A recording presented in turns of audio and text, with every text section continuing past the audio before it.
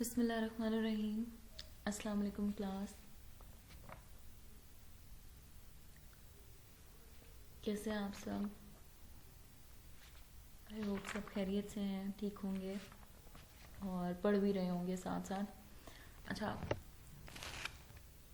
हम ऐसा करेंगे, अभी लेक्चर जो है वो चल रहे हैं हमारे, तो जैसे ही चैप्टर कंप्लीट होगा तो इसका थोड़ा थोड़ा करके टेस्ट भी रखेंगे ताकि आप लोगों की इवैल्यूएशन होती रहे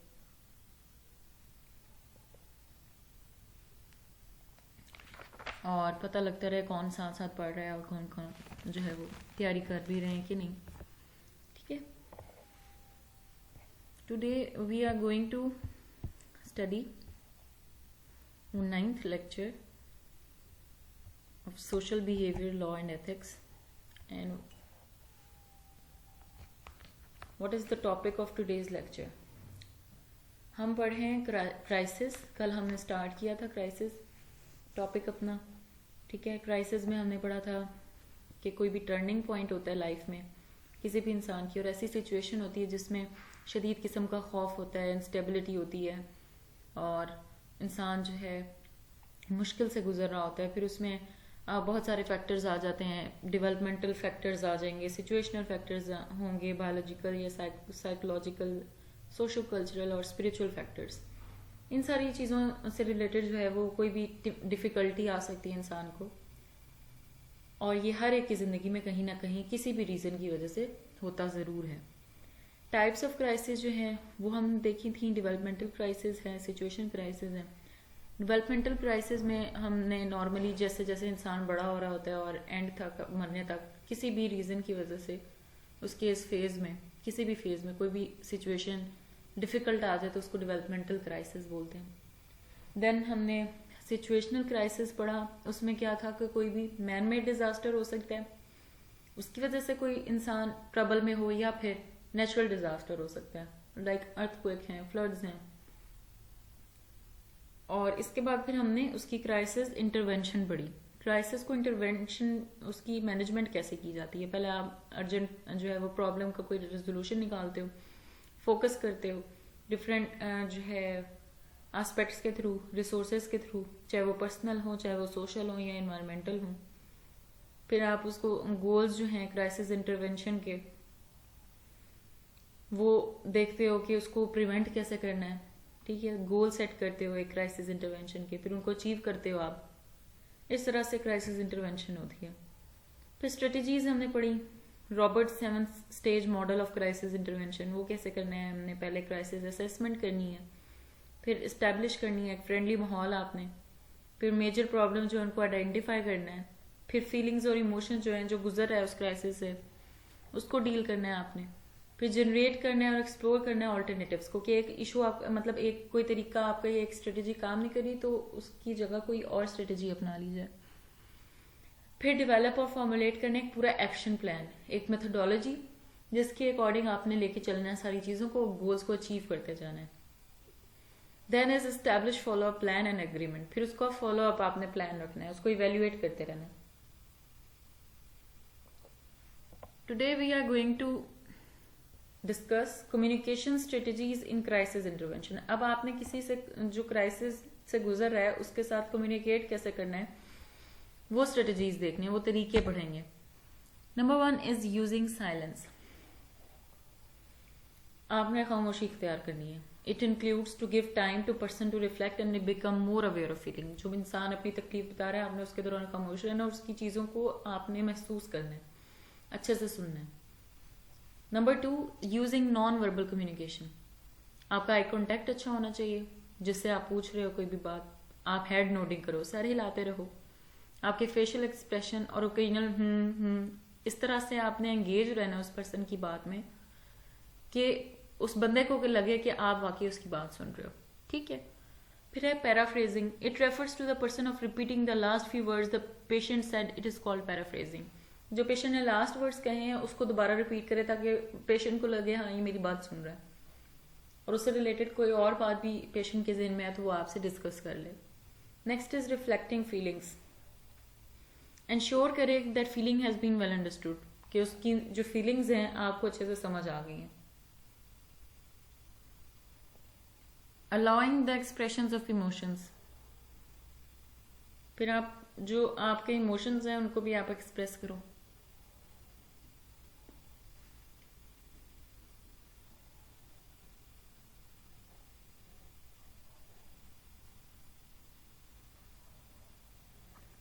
ये थी जी communication strategies in crisis intervention.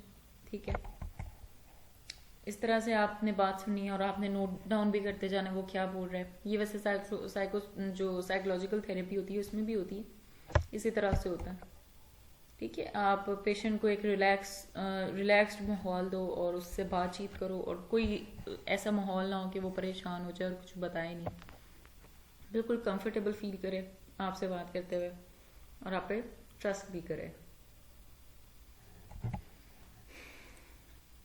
Next topic is conflict. Conflict क्या चीज है? States where two forces oppose each other. Conflict जो है ऐसी सूरतों को बोलते हैं जहां पे दो फोर्सेस होना वो एक दूसरे को अपोज कर रही हो, मतलब एक दूसरे के मुखालिफ हों।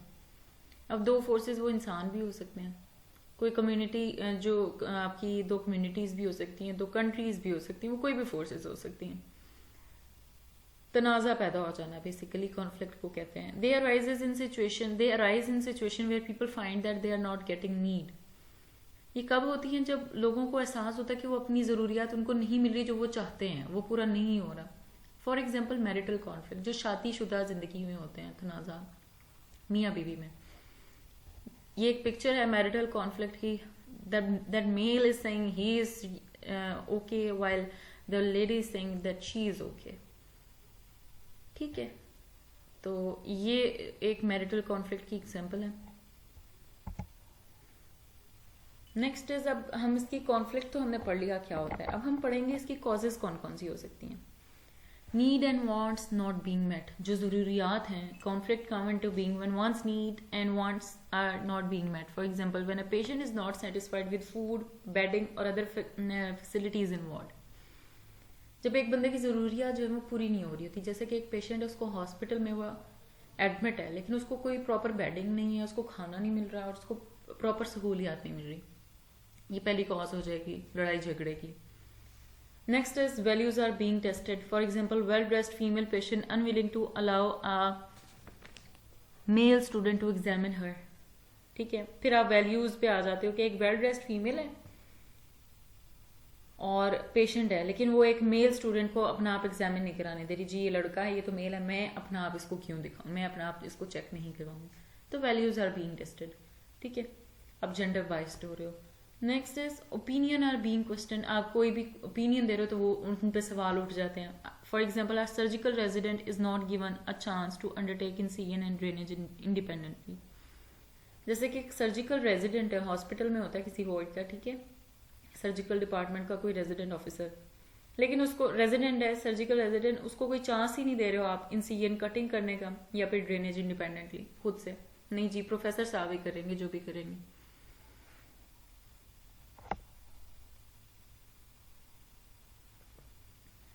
Next is assumptions are being made. Assumptions होते हैं मफरूजे। इन मफरूजे जो है खुद ही किसी के भी जो है रिलेटेड आप कायम कर रहे हो। assumptions are being made regarding patient में cause conflict। आप मरीज के बारे में अपनी तरफ से मफरूजे कायम करो, जी ये तो ऐसे है, ये ऐसे होगा, इसने ये किया होगा, ये भी लड़ाई का सबब बन सकता है। Next is knowledge is minimal and इनएडिक्वेट। अगर पेशेंट का किसी का भी नॉलेज जो है बीमारी से रिलेटेड हो या उसकी अपनी हिस्ट्री से रिलेटेड हो, तो ये भी, और वो पूरा ना हो, मतलब इनएडिक्वेट हो, प्रॉपर ना हो, आप डॉक्टर को सही गाइड ही नहीं कर पा रहे पेशेंट की सिचुएशन के बारे में, चाहे वो पेशेंट हो या पेशेंट का अटेंडी हो, उसका घर वाला हो, तो यहाँ से भी कॉन्फ्लिक्ट पैदा हो सकता है। फिर expectations are too high. When expectations are too high and are not being met may cause conflict. जब उम्मीदें बहुत ज्यादा आप हाई रख लें किसी से और वो पूरी ना हो रही हो, तब भी झगड़े का सबब बनती है।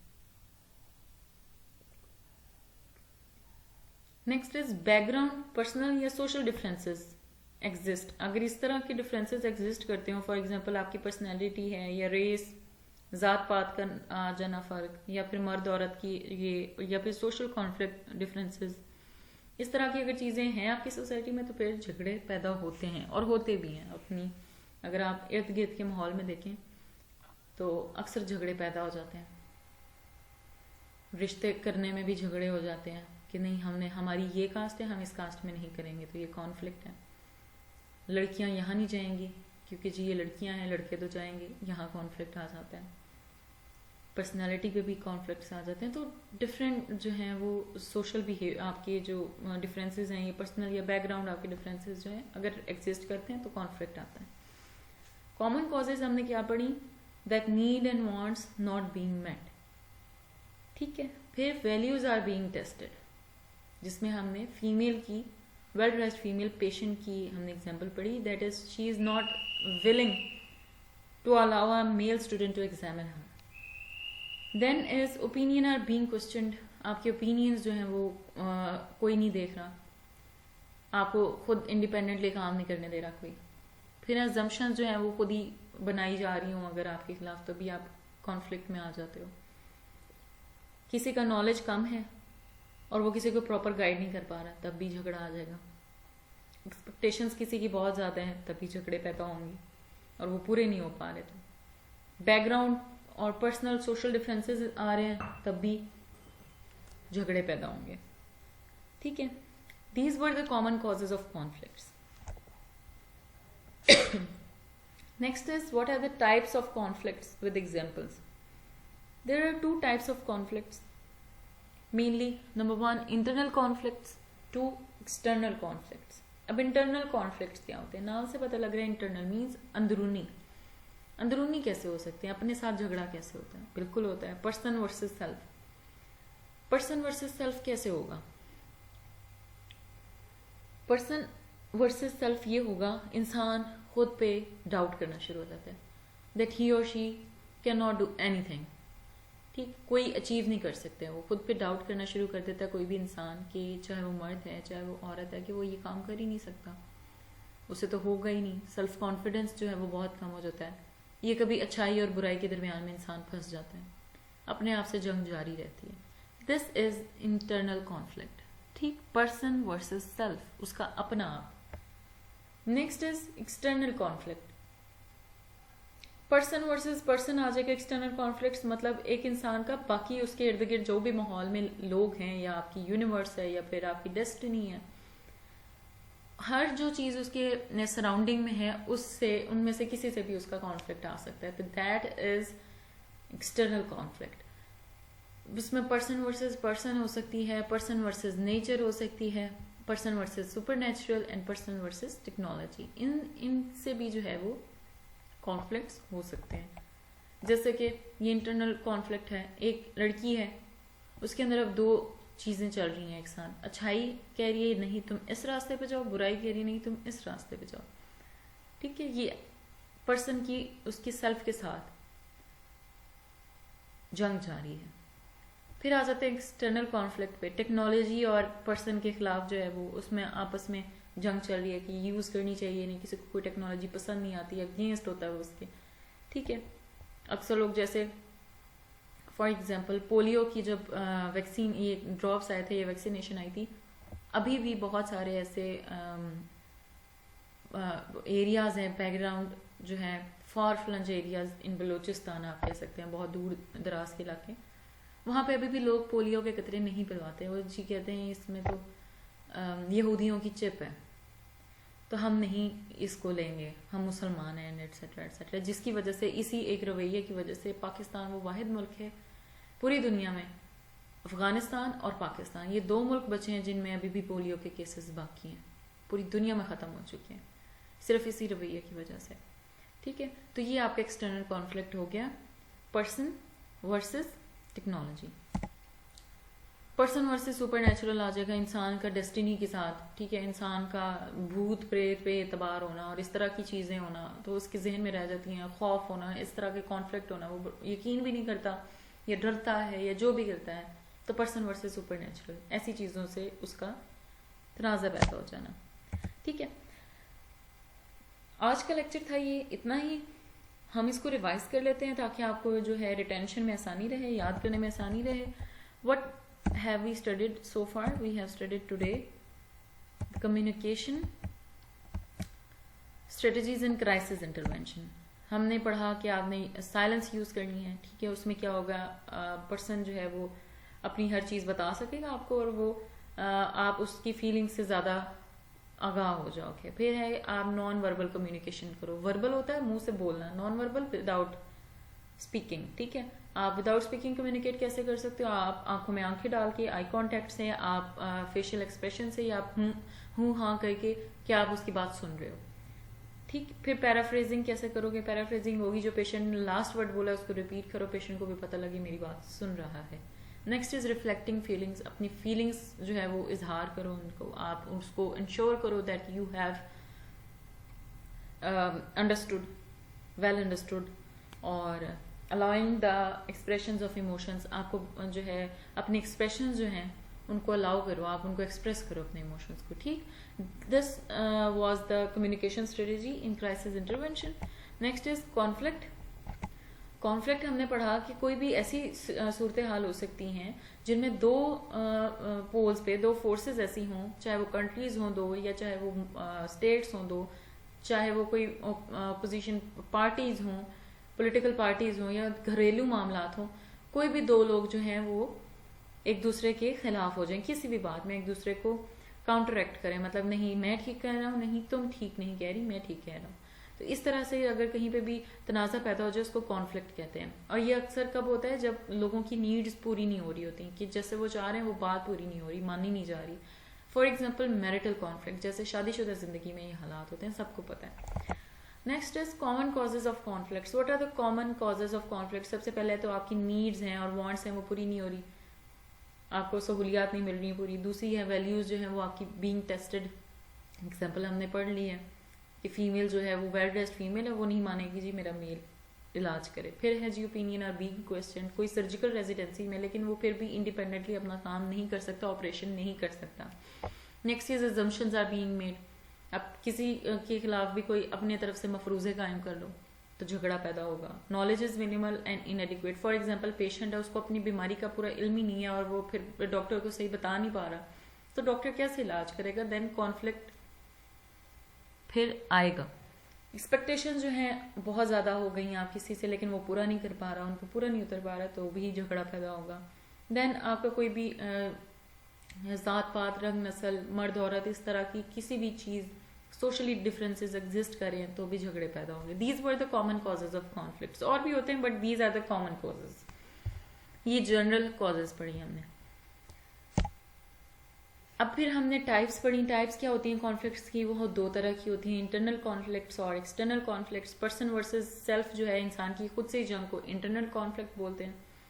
एक्सटर्नल कॉन्फ्लिक्ट में हम देखते हैं कि पर्सन की किसी दूसरे पर्सन से लड़ाई हो रही है, या पर्सन की नेचर से लड़ाई हो रही है, उसको खुदा ना खास्ता यकीन नहीं रहा, डेस्टिनी पे यकीन नहीं रहा, इस तरह की चीज़ें होना. पर्सन वर्सेस सुपर नेचुरल हो जाना, कि भूत प्रेत और इस तरह की चीज़ों पे एतबार ना करना. And person versus technology. Person जो है वो टेक्नोलॉजी पे एतबार नहीं कर रहा, कोई भी न्यू चेंज से जो है उसको कॉन्फ्लिक्ट है. तो these are the common types of conflicts. इसमें इंटरनल कॉन्फ्लिक्ट में आपको नजर आ रहा है एक जो है पर्सन है और उसके अंदर ही अच्छाई बुराई की जंग है. और एक्सटर्नल कॉन्फ्लिक्ट में टेक्नोलॉजी की और पर्सन से सुपरनेचुरल की जंग चल रही है. This was all about for today's lecture. अब हम इसको जब ये कंप्लीट हो जाएगा हम इसका टेस्ट भी रखेंगे, वो मैं आपको बता दूंगी कि आपने कैसे करना है और क्या तैयार करना है, कितना तैयार करना है. बट प्लीज़ जो पढ़ाऊँ उसको याद किया करें अच्छे से, थोड़ा थोड़ा करके, लेकिन किया ज़रूर करें ताकि आपको पेपर्स में प्रॉब्लम ना हो. That was all about for today's lecture. I hope you will enjoy that. अपना ख्याल रखिएगा. Stay safe, stay healthy. अल्लाह हाफिज़.